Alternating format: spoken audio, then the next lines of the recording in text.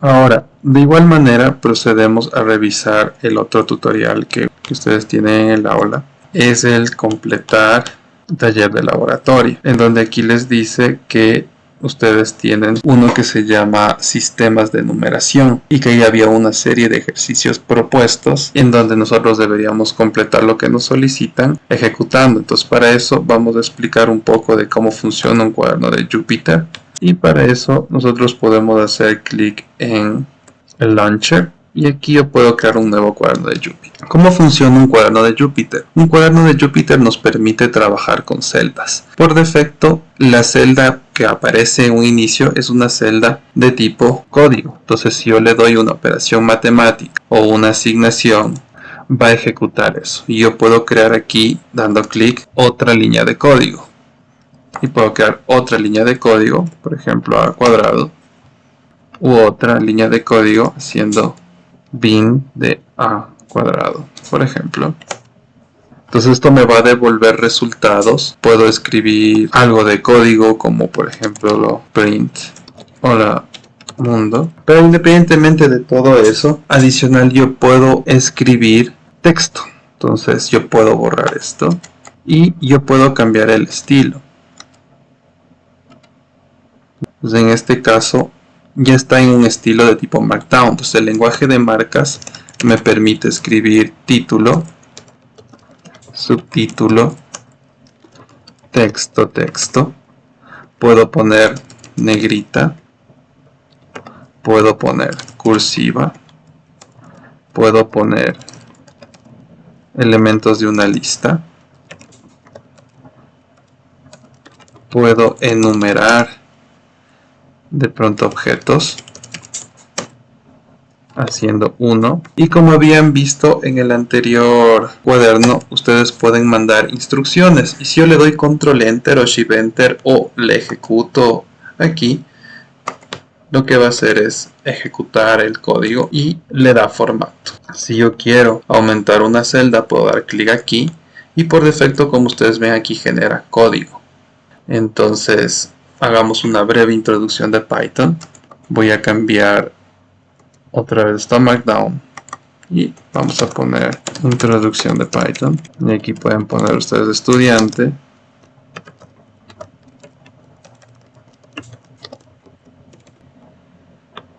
y aquí yo podría poner tipos de datos, pongamos, y puedo poner los tipos de datos en Python son los strings, los ints, los floats, etcétera, las tuplas, las listas, etcétera. Pero si ustedes notan, al darle control enter me dice que hay error porque yo estoy poniendo texto cuando debería trabajar con Markdown, porque lo que en realidad quiero es aquí es texto, no quiero código. Y si ustedes ven esta viñeta, yo aquí ya tengo introducción a Python y tipo de datos.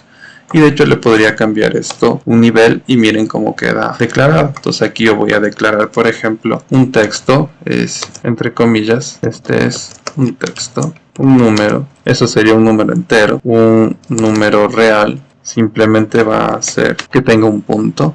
Y eso nosotros lo podemos evidenciar haciendo un type para ver el tipo de texto. Pueden darle el tabulador para completar, coma, número real. Esto les va a imprimir una tupla donde me está diciendo que el primero texto es string, el número es int y el número real es float. Alternativamente ustedes pueden hacer prints, por ejemplo, de número, coma, texto, coma, número real.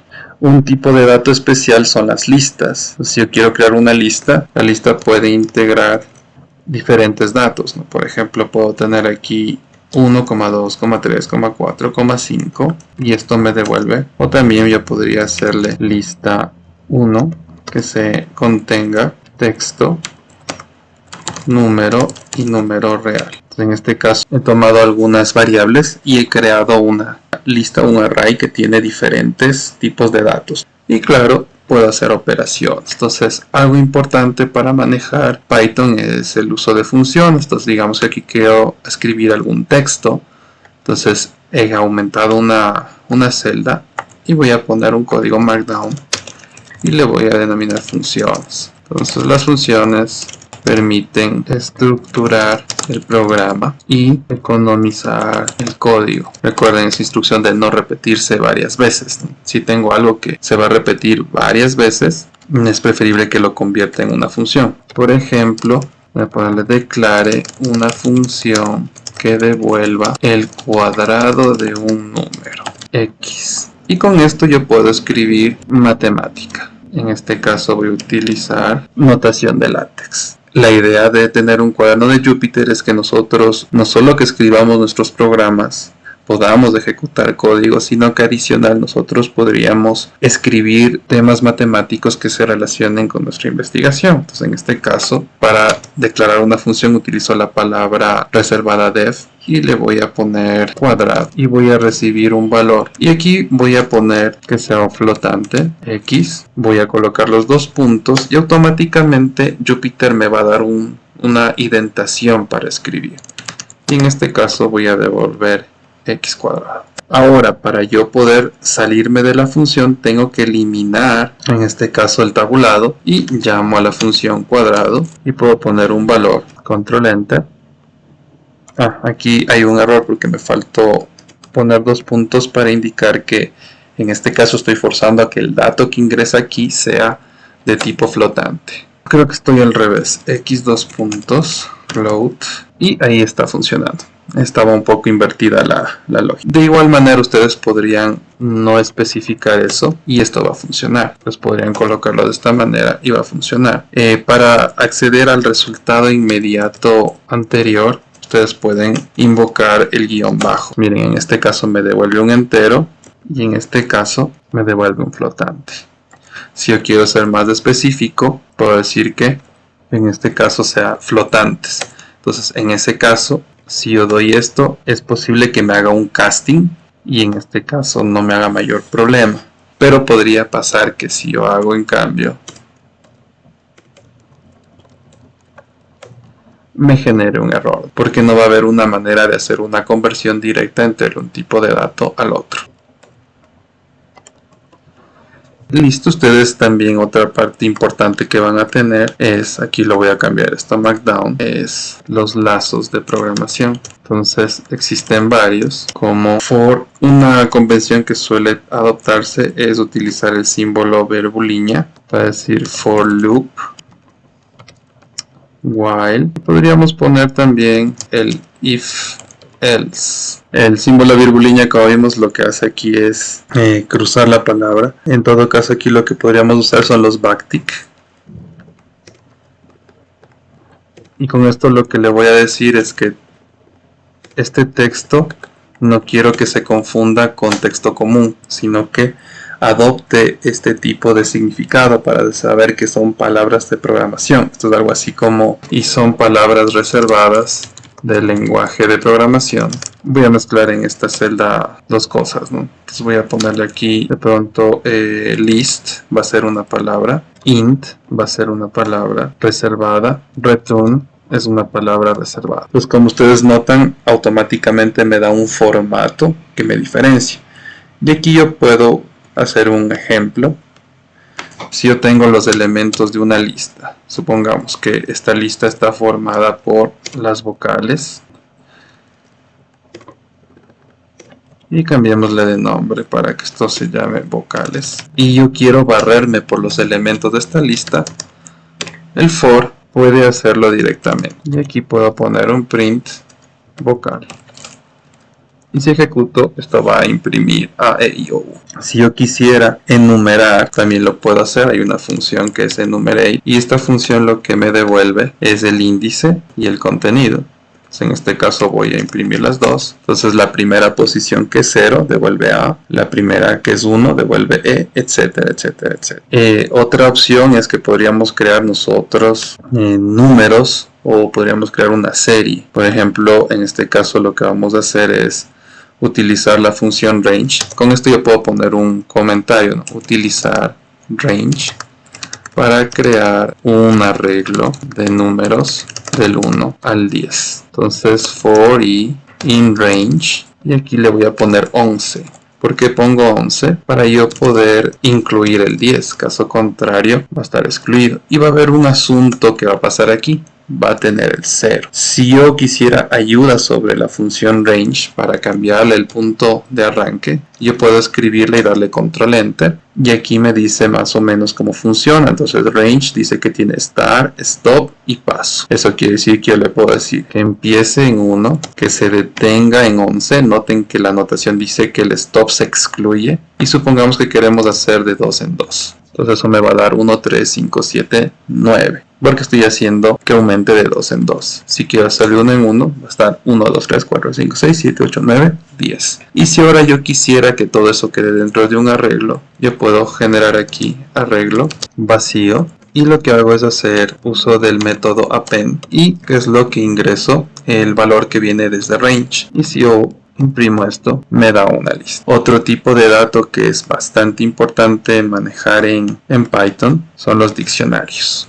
Son estructuras clave valor. Entonces, ¿qué ventaja tienen los diccionarios? Es que yo puedo crear una estructura con llaves y puedo poner aquí que la clave sea nombre, y puedo poner aquí el valor, que de pronto es mi nombre de pila. Con una coma puedo ingresar a otro valor que sea de pronto cédula, y como las cédulas de pronto empiezan con 0, podríamos poner 0, 1, 2, 3, 4, 5, 6, 7, 8, 9. Podríamos poner el número único de la PN, y supongamos que ese es un float de esta manera, y podríamos poner alguna información adicional. Mis datos va a tener como claves nombre, cédula y número único, y como valores lo que contengan ahí. Y si quisieran ver todo el contenido del diccionario, entonces pueden darle ítems, y esto lo que va a hacer es presentarles las tuplas que hay de valores. Es un tipo de dato muy utilizado, muy versátil, y permite sobre todo economizar al rato de llamar los datos. Para desarrollar la otra actividad, lo que vamos a hacer es, en el aula virtual nos indica en dónde está la ubicación del taller de sistemas de numeración. Entonces esto lo vamos a abrir y vamos a descargarlo otra vez en el downloads, en el disco C, S1 sistemas de numeración. Y lo que voy a hacer ahora es otra vez irme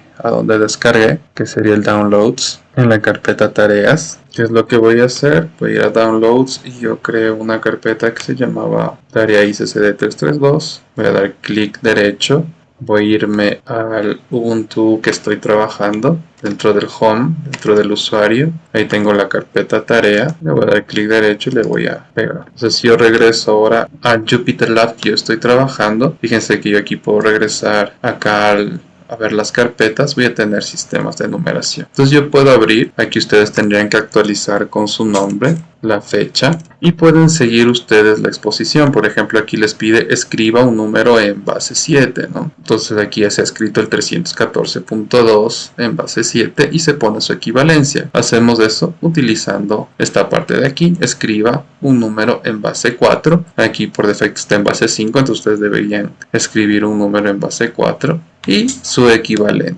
Luego ingresan al ejercicio que les pide partir de una base R hacia su equivalente decimal. Entonces en este caso les dice el 4021.2 en base 5 cuánto vale en decimal. Entonces aquí ustedes tienen la solución, ¿no? Y aquí ustedes lo que harían es aumentar otra celda. Entonces lo que hago es ahí puedo darle clic aquí, insertar una celda. Puedo ahora resolver el siguiente, que sería 127.4 en base 8 a base 10 es. Aplico las operaciones que sean necesarias. Ahora ingreso al tema de conversión de decimal a binario, en donde yo tenía que hacer las divisiones sucesivas. Entonces aquí ustedes tienen un ejemplo, ¿no? 41 a binario. Entonces si ustedes se dan cuenta, aquí estoy haciendo la operación de la división, y al tener la doble línea lo que sucede es lo siguiente. Solo voy a poner por ejemplo, si ustedes hacen 3 para 4 les da un decimal, pero si ustedes hacen 3/4 lo que le hace es redondearles, devolverles la parte entera automáticamente. Y la otra función, que es la de módulo, en cambio les devuelve el residuo. En este caso, si ustedes imprimen, van a ver que los residuos aparecen aquí, que es 101001, que sería el equivalente a la conversión. Entonces ustedes pueden verificar aquí de esta manera, y luego podrían hacer lo mismo para el caso de octal y hexadecimal. En el caso de las fracciones, Aquí ustedes tienen dos ejercicios. Ustedes tienen que ir haciendo multiplicaciones. Recuerden que nosotros reservábamos de la multiplicación por la base. En este caso no coincide, ¿no?, con el ejercicio propuesto. Está suponiendo que es una base 8. Aquí vamos a suponer que el número es el 0,513 en base 8. Obtiene la parte entera del producto y obtiene lo que queda de ese producto. Entonces lo que queda de ese producto es lo que vamos luego a multiplicar. Eso ustedes lo pueden verificar haciendo la operación, ¿no? 0,513 por 8 me da un 404. Entonces la parte entera lo que hace es devolverme el 4, que es lo que necesito reportar. Y luego lo que yo debo hacer es quedarme sin el 4, es decir, cuando yo hago el producto, en pocas la operación que debería hacer es menos int de 0,513 por 8. Me va a dar la siguiente parte, el 0.104. Y ese 0.104 ahora lo multiplico por 8, guardo la parte entera y la parte decimal me va a quedar luego para yo seguir haciendo las operaciones. Entonces de esa manera yo puedo ir armando el número, ¿no? Entonces en este caso el 4, luego vendría el 0, luego vendría el 6 y esto continuaría dependiendo de los decimales de precisión que queramos. Luego puedo borrar. Aquí tienen la tabla que habíamos hecho en clase. Entonces este es un código que les permite ver las equivalencias entre decimal, binario, octal y hexadecimal. Aquí tienen un poco de literatura para recordar cómo hacer las conversiones entre octal, binario y hexadecimal. Tienen dos ejercicios propuestos. Devolver esta tabla, es decir, dependiendo de las potencias que ustedes pueden ver aquí, 0, 3, 10, 20, 30, 40. Devolver si es bit, byte, kilo, mega, gigatera. La idea de esto sería que si ustedes ponen de pronto que mi espacio de un archivo es 10 megabytes, poder calcular cuánto sería en realidad ese orden. Es decir, si mega es 2 a la 20, 10 megabytes sería 10 por 2 a la 20 y ese valor sería el valor en bits equivalente. Entonces, para tener esta idea. Y luego ustedes tienen como taller el construir una función en Python que permita convertir un número en una base R a su equivalente decimal y construir una función en Python que permita convertir un número decimal a binario. Ahí hay que dividir en dos partes, uno la parte entera y dos la parte fraccionaria. Esta parte de aquí es opcional.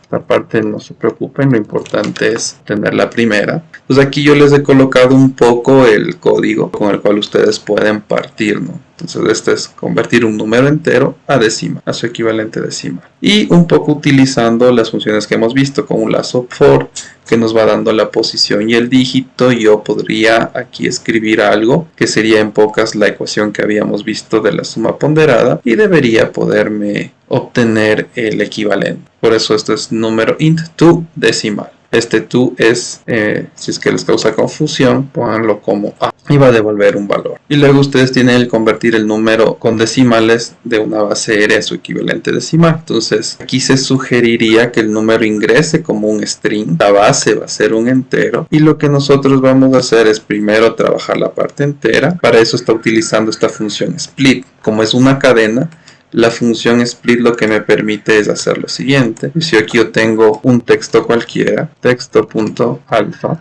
y yo le hago split en el punto, lo que va a devolverme es un arreglo que separa en lo que está antes del punto y lo que está después del punto. Es una manera sencilla de obtener la cadena. De hecho, si ustedes se dan cuenta, aquí también sugiere que trabajemos en el número como string para poder barrer. Pues de esa manera podemos trabajar el entero y la fracción por separado, recordando los procesos que vimos antes. Como esta es una conversión, si ustedes quieren, de número a decimal, sino que a veces en inglés uno utiliza el 2 para decir to, que sería A. Aquí harían ustedes primero la parte de entero, que sería hacer las divisiones. Recuerden que el proceso de las divisiones sucesivas terminaba cuando nuestro cociente es 0. Cuando llegábamos ahí terminaba. Pero en cambio en la parte fraccionaria es posible que ustedes tengan que hacer un ajuste ingresando un campo más que podría ser la precisión, o decir el número de decimales. Y ese podría ser otro entero, ¿no? Quiero con 3, con 4, con 5, con 8 decimales,